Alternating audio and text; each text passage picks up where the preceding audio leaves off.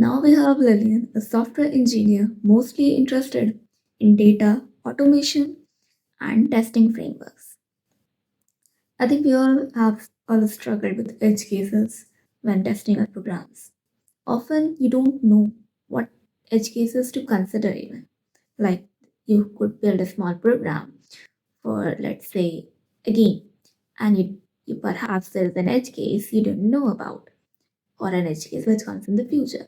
You wouldn't know how to specify or how to note that edge case for testing.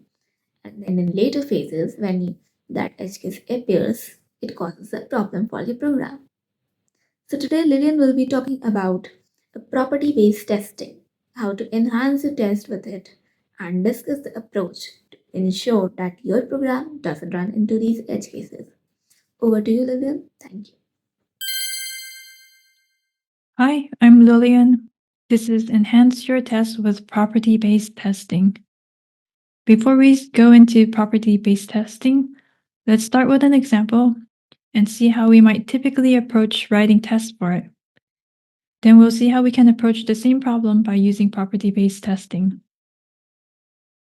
So in this example, we're given a list of dictionaries, and the dictionaries have a key of name and date, and we're asked to sort this list by the name.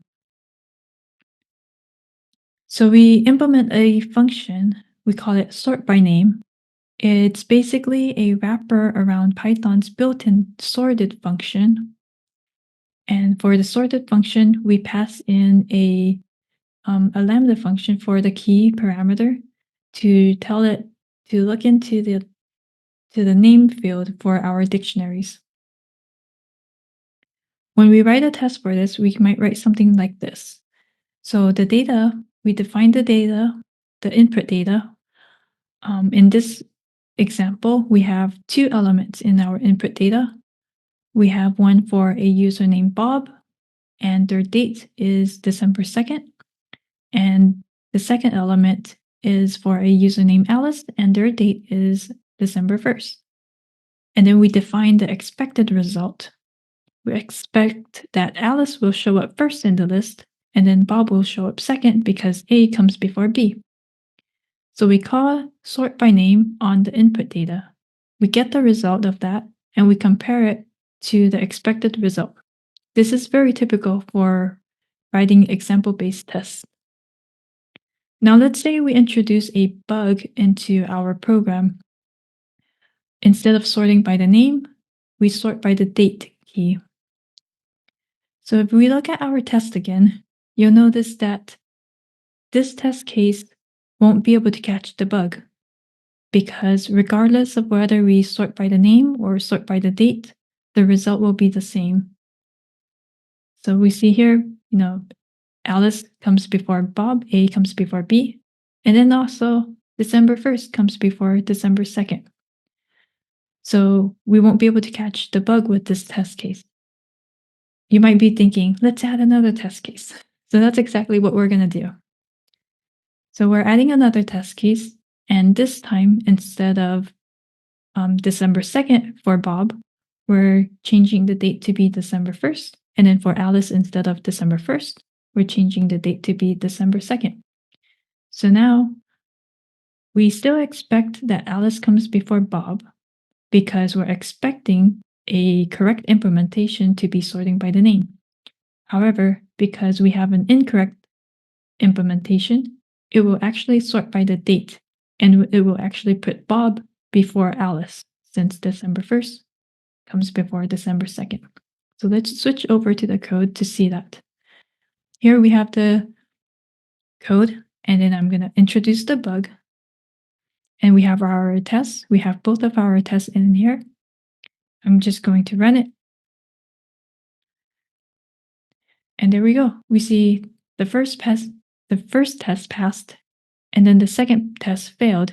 And we can see that the second test was expecting Alice to come first. So that's what we've defined in the expected result. But then what we actually got was Bob came first. And that's because Bob's date is December 1st, and that comes before December 2nd. And our code is buggy, and this test was able to catch that buggy code. This was a simple example, but you could imagine if we had a complex program with, let's say, a lot of parameters as the input, it can become really complex if you wanted to include all the test cases to cover all these edge cases. It could become quite unmanageable if you're trying to cover it all in this approach of doing this example-based testing, adding them one by one. So that was adding tests with example-based testing. We're explicitly testing individual examples, and we did that by defining the input data. We defined the expected results. We called the sort function on the input data, and then we compared the actual results to the expected results. Now let's see how property-based testing looks like. So with property-based testing, you're testing the behavior of the program. How do we do that? First, we identify the properties of the program. And then we write validation functions for those properties. And finally, we leverage data generators so that we can generate input data and have more coverage. So let's start by defining the properties of the sort function. So one property is the length of the output should equal the length of the input. The second property, the set of the elements in the output should be the same as the set of elements in the input. That is, the elements should not change at all. And for the third property, the elements in the output should be in sorted order. Here's some pseudocode to show how we can validate these properties. In this case, we're using assert statements. And now we've written our test. We've written our test for validating those properties that we just defined. So for this test, we have the input data. This is the same as what it was before. We're calling the sort by name on the input data, and we get the results. We assert that the length of the actual result is equal to the length of the input. And then we do a little bit of packing and unpacking here to convert these dictionaries into tuples so that we can call the set function on them and compare the two sets. And then we loop through the result of the sort function, and we compare the previous element to the current element to make sure that the name of the previous element is less than or equal to the name of the current element. So there we have our properties being validated. Now the next step is to generate the data, because right now we still have one data. So for generating the input, you can write your own generator, or you could use a library such as Hypothesis. Hypothesis provides a lot of data generators, which they call strategies. Over here, I've chosen the text strategy. Text strategies will give me strings, and then the date time strategy. This one will give me date times. And so I've packed that up into tuples, and then I'm generating a list of these tuples. And so I have to repack them into dictionaries. I wanted to keep this simple. There is a way to generate dictionaries with Hypothesis, but I wanted to keep this simple. And so now we see in our test, we have our properties that we're validating, and then we also have our data that we're generating. So there we have it. We have our property-based test. That's we've written it. Let me go to the code and show you what is happening with the generated data so that you can get a sense of what Hypothesis is doing for us. And so I'm just printing out the input, the data that Hypothesis is generating right now, so you can see what that looks like.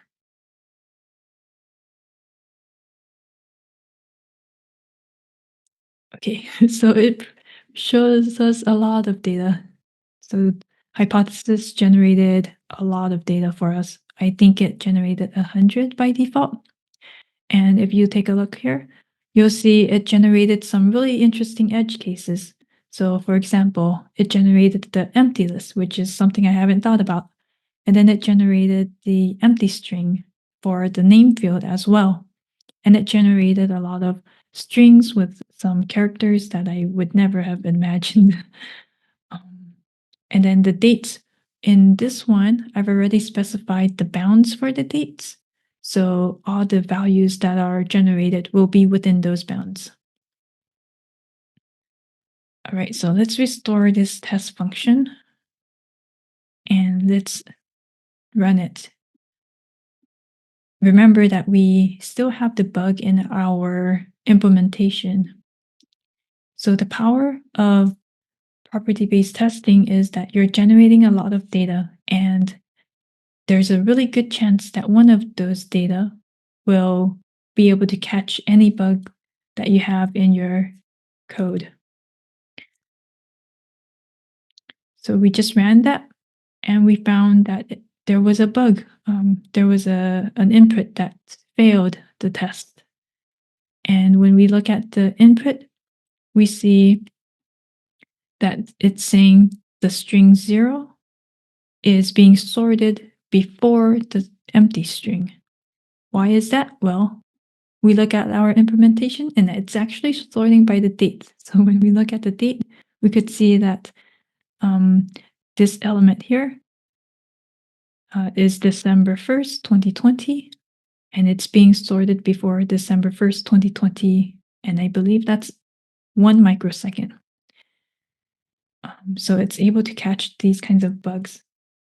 So there's the power of property-based testing, where it's generating a lot of data, and then you're also testing the properties of your program. So let's do a comparison of example-based testing and property-based testing. With example-based testing, the way you approach it, you define the input data, you define the expected results, and then you assert the actual results against your expected results. So you're testing individual data points. And with that, the result of that is that it can be kind of difficult when you're reading through your test code. It can be difficult to understand what the product specs were, because you have all these data points that they don't seem to be tied together, or you're not sure why that particular data point was chosen to begin with. With property-based testing, the way you approach it is you identify the properties of the program, you write the validation functions for the properties, and then you leverage data generators so that you can generate your input and have more coverage. So you're really testing the behavior of your program because you've defined your properties and you're validating them. And when you look through your test code, it's much more clear. There's a much higher correlation between what you've implemented and what the product specs were. So when do you use property-based testing? Whenever you have complex programs with many edge cases, whenever you have input data with large sets of parameters, where the combination of data could create a lot of these edge cases that you're trying to capture, and they become so large that it's not very manageable to put them in one by one.